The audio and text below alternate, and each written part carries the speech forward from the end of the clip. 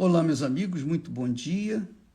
Que o Espírito Santo, o Espírito do Deus vivo, venha abrir o entendimento para que todos os que participam dessa transmissão venham ser iluminados, venham entender a palavra de Deus e venham ser ou ter juízo para obedecê-la e colher os frutos da obediência. Porque se não obedecê-la, vão colher os frutos da desobediência e, consequentemente, vão sofrer as consequências. Bem, nós temos falado sobre o casamento, o sagrado matrimônio, né?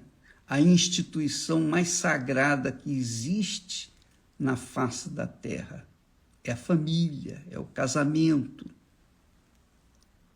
é a união do homem com a esposa, com a sua esposa, que é um símbolo da união de Deus com a sua igreja. É muito legal isso. Então, veja só que maravilha. Deus, na pessoa do Senhor Jesus Cristo, deu a sua vida pela noiva, que é a igreja, mas a igreja imaculada, santa.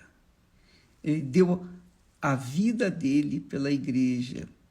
E a igreja dá a vida dela pelo seu Senhor, pelo seu marido. Então, os dois tornam-se um só.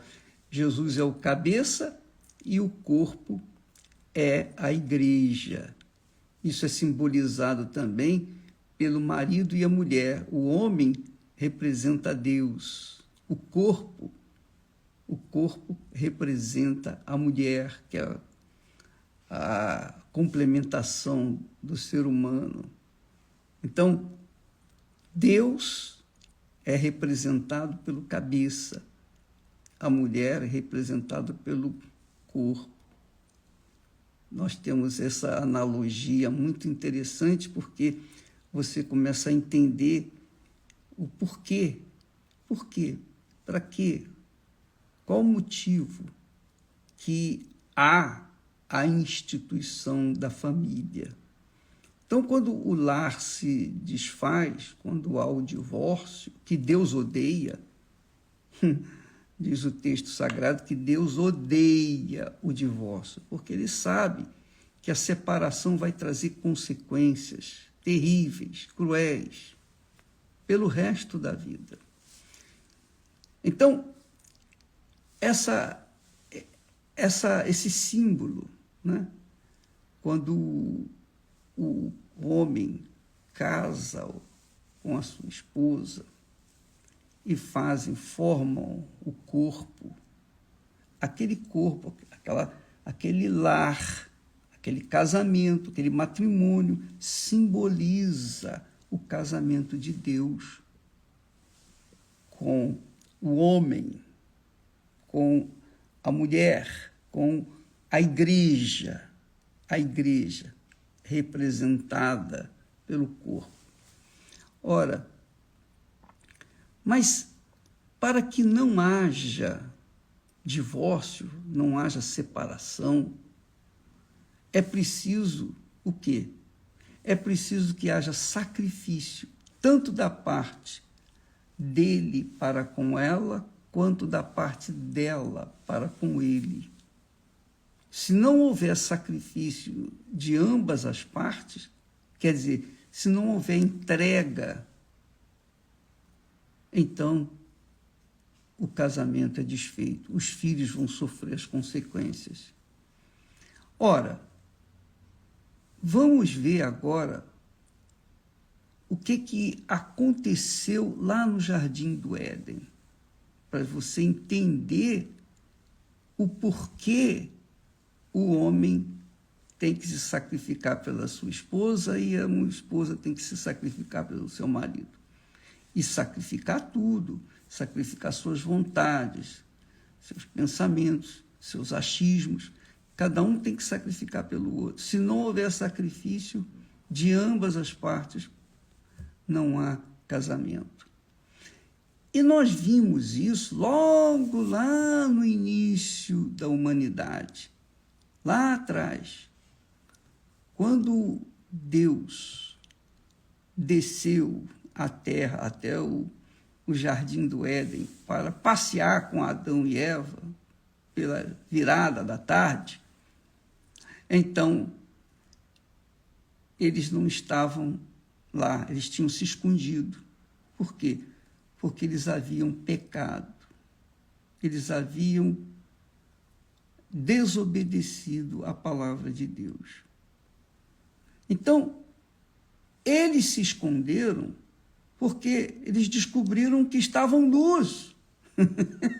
Antes eles não estavam nus, eles não viam que havia nudez, mas com o pecado abriu-se os olhos da malícia, da maldade.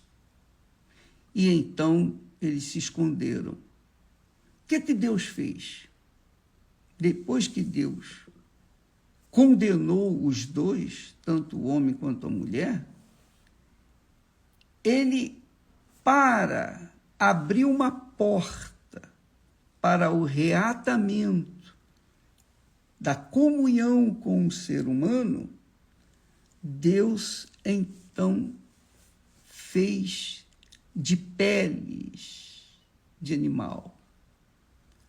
Diz o texto sagrado que o Senhor Deus fez para Adão e para sua mulher túnicas de peles e os vestiu.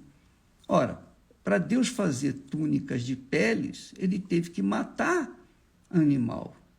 Ele teve que sacrificar o animal. Adão e Eva se vestiram antes de quê? De folhas de parreira. Mas a folha de parreira se desfaz. Mas a pele do animal, não é assim tão fácil. E então Deus fez túnicas de peles para cobrir Adão e Eva da sua nudez.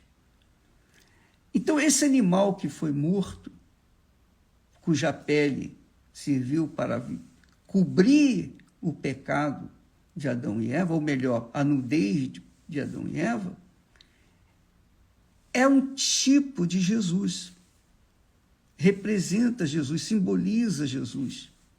O que Deus viria fazer num futuro, há 2000 anos, ele iria enviar o filho dele para morrer,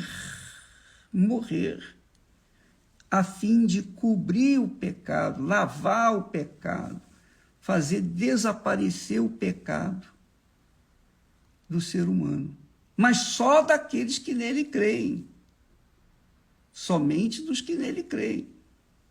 Jesus morreu por todos, mas somente aqueles que creem nele, então, são, digamos assim, cobertos de sua nudez. Estão livres dos seus pecados.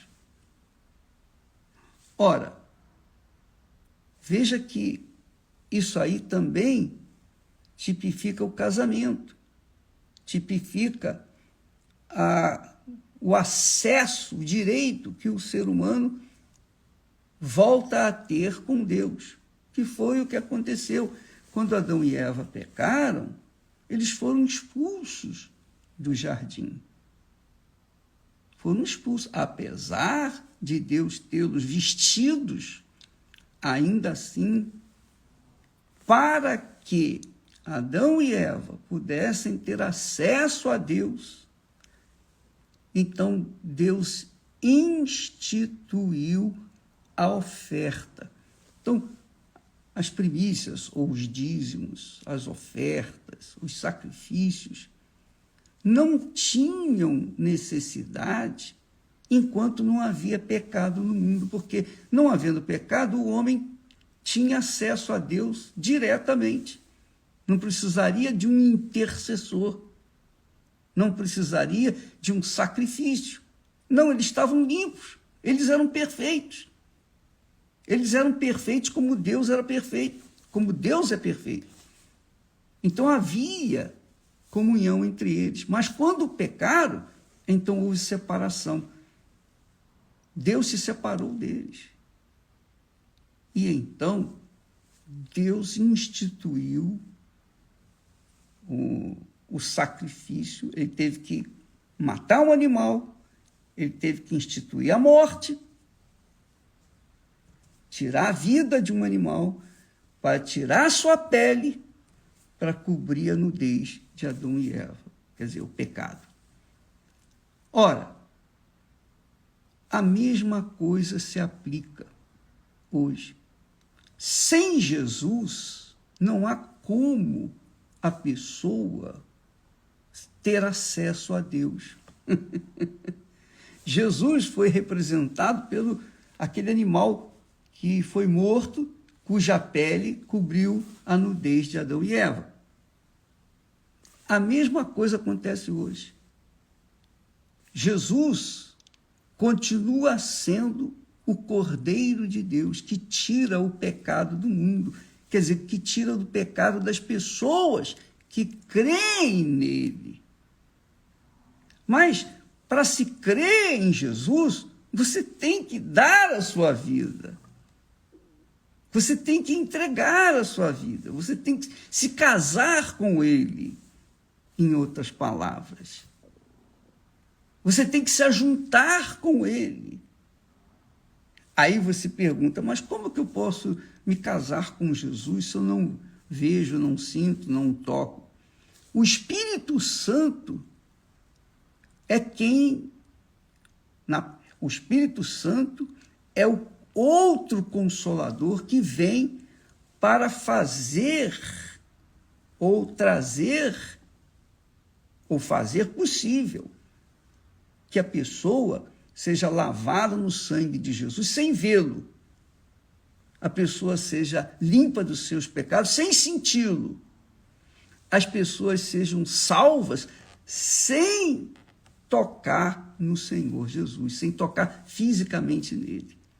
Então, o Espírito Santo é o guia daqueles que querem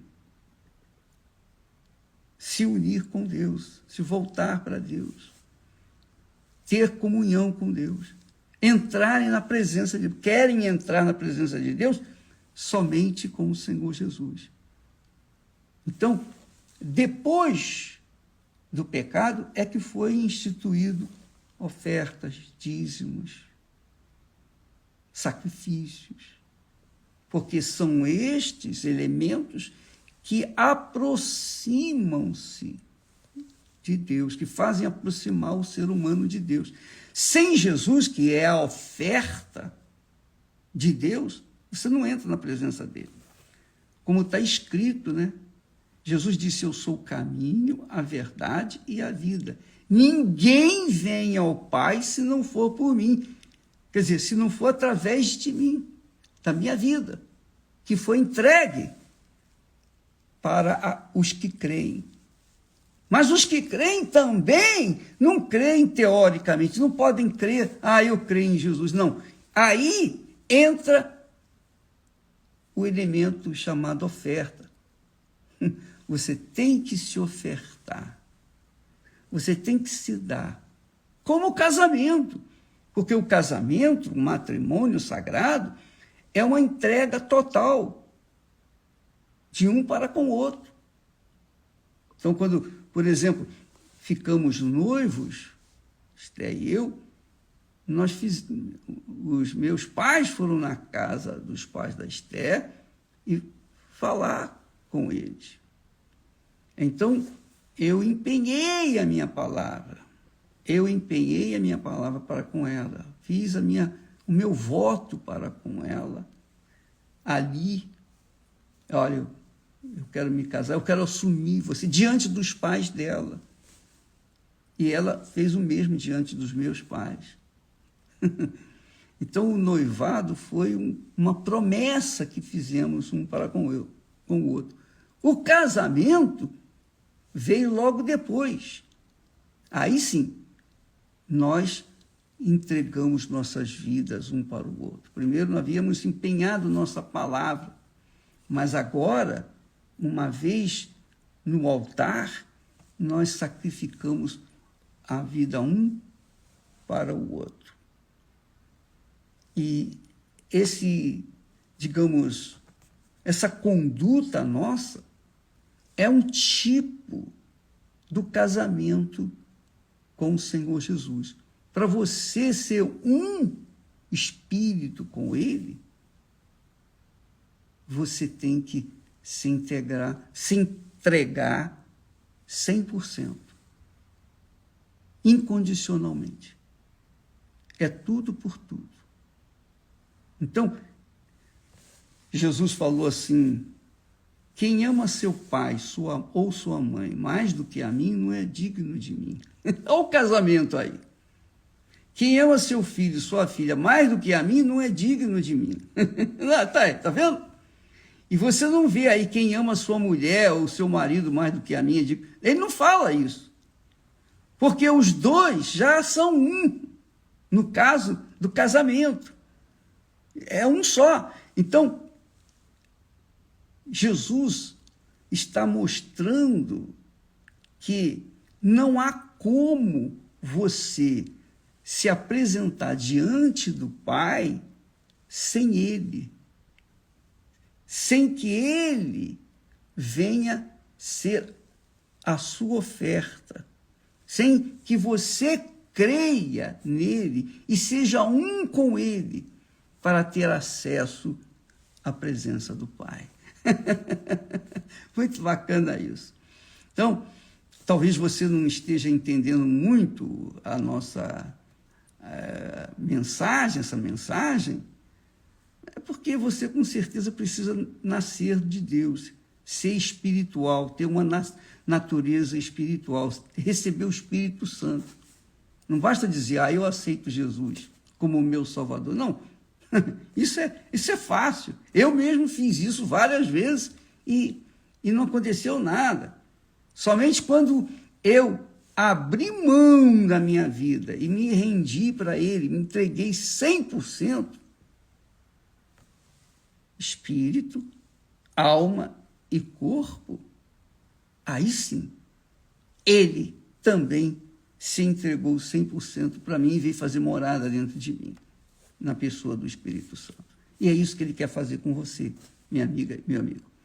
Então, toda a sua vida estragada, toda a sua vida destruída, toda a sua vida, digamos assim, que virou pó, ela pode ser refeita e só vai ser refeita no dia que esse pó, ainda que imprestável, essa vida imprestável, seja colocada 100% no altar. E aí vem a oferta. Aí vem a oferta. Aí vem os dízimos, os sacrifícios, que tanto nós batemos na Igreja Universal do Reino de Deus.